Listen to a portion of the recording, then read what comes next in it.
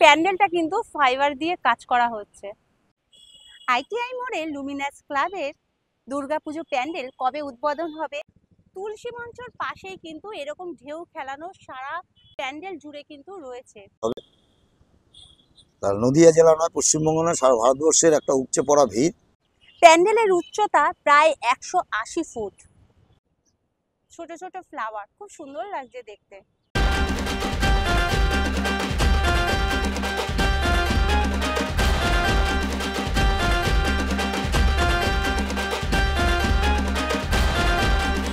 ITI মোড়ে Luminous ক্লাবের দুর্গাপুজো প্যান্ডেল কবে উদ্বোধন হবে, কবে জনসাধারণের জন্য খুলে দেওয়া হবে এবং কতটা প্রস্তুত হয়েছে সবটাই কিন্তু আজকে দেখাবো আমার এই ছোট্ট ভিডিওতে। তাই বন্ধুরা, ভিডিওটা স্কিপ না করে পুরোটা দেখতে থাকার অনুরোধ রইল। আর যদি ভালো লাগে ভিডিওটা তাহলে প্লিজ একটা লাইক করবেন, শেয়ার করবেন এবং আমার চ্যানেলের নতুন বন্ধু হলে সাবস্ক্রাইব করে পাশে থাকবেন। তাহলে চলুন ভিডিওটা শুরু করা যাক।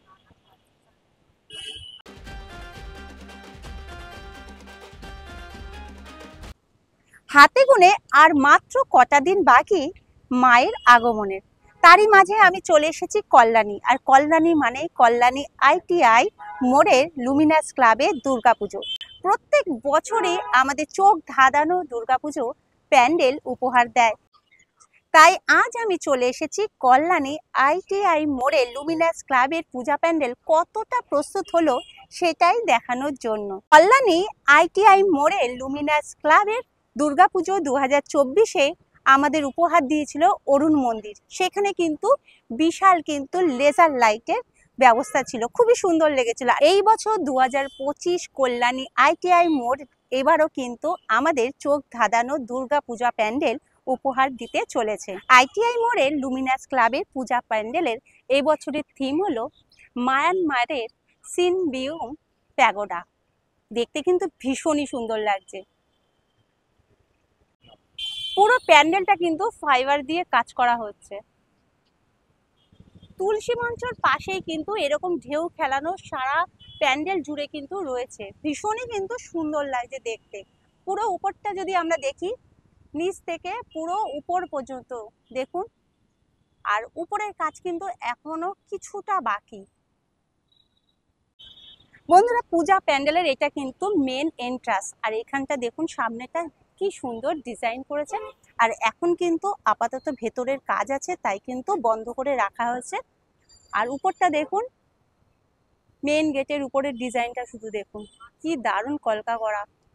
আর পুরোটাই কিন্তু হোয়াইটের উপরে, যেহেতু এটা একটা বুদ্ধ মন্দির। মেন এন্ট্রান্স থেকে একটু এগিয়ে গিয়ে কিন্তু তুলসী মঞ্চর মতো করা হয়েছে ডিজাইন। ভীষণই কিন্তু ইউনিক, সুন্দর একটা ডিজাইন।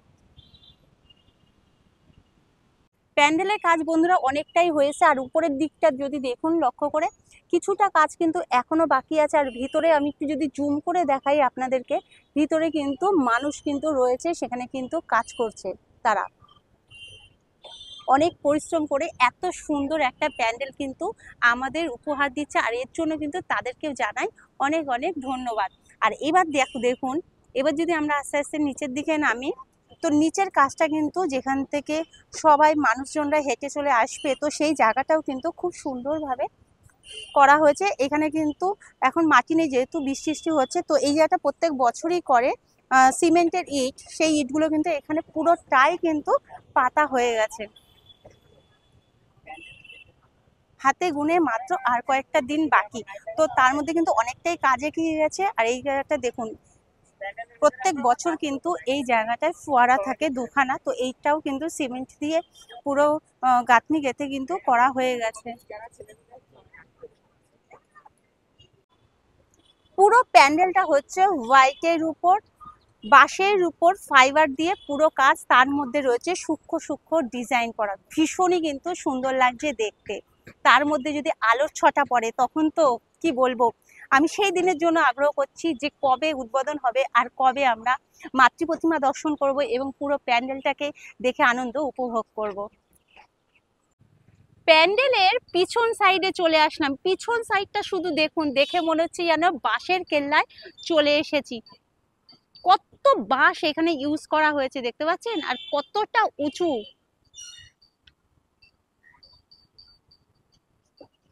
প্যান্ডেলের উচ্চতা প্রায় 180 ফুট। বন্ধুরা, আমি এখন দাঁড়িয়ে আছি প্যান্ডেলের একদম পিছন সাইডে। দেখতে পাচ্ছেন কত বাস, আর এই যে জায়গাটা পুরো খোলা মাঠের মধ্যে কিন্তু আসতে চলেছে মেলা। প্রত্যেক বছরই কিন্তু এই মেলা আসে, তো এই বছরও কিন্তু আসবে। আপনারা ঠাকুর দেখতে আসলে মেলাটাও উপভোগ করে নিতে পারবেন তার সাথে।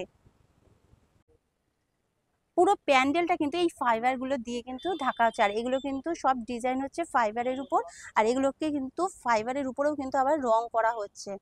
তো এখানে কিন্তু মিস্ত্রিরা অক্লান্ত পরিশ্রম করে কিন্তু প্যান্ডেলটাকে ফুটিয়ে তোলা হয়েছে। দেখুন, এটা কিন্তু রং করা রয়েছে, আর এইটা কিন্তু এই অংশটা যদি দেখতে পারেন তাহলে দেখবেন এই যে পাশেই রয়েছে, দেখুন প্রচুর রয়েছে, এগুলোকেই কিন্তু রং করা রয়েছে, এগুলো কিন্তু রং করা নেই এখন সেইখানে। আর এখানে কিন্তু মিস্ত্রিরা কিন্তু থেকে কাজ করছে।